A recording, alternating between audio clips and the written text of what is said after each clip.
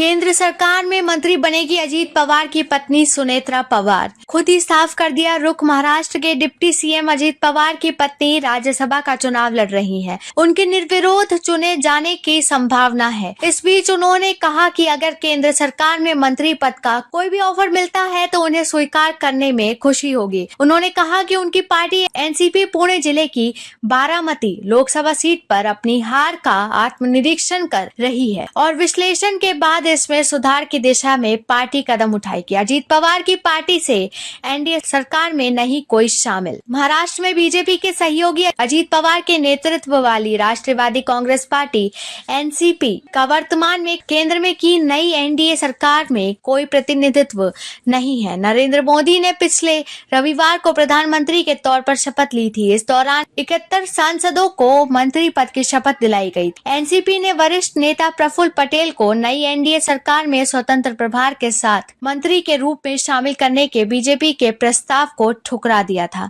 सुनेत्रा पवार ने कहा कि बारामती लोकसभा क्षेत्र में चुनाव प्रचार के दौरान लोगों से उन्हें जबरदस्त प्रतिक्रिया मिली, लेकिन अंततः मतदाताओं के फैसले को स्वीकार करना होगा। उन्होंने जोर देकर कहा कि हम बारामती में हार का आत्मनिरीक्षण कर रहे हैं कि वास्तव में क्या हुआ और विश्लेषण के बाद सुधारात्मक कदम उठाए जाएंगे। सुनेत्रा पवार ने एनसीपी के वरिष्ठ नेतृत्व और पार्टी के कार्यकर्ताओं को उन्हें राज्यसभा में जाने का मौका देने के लिए धन्यवाद दिया।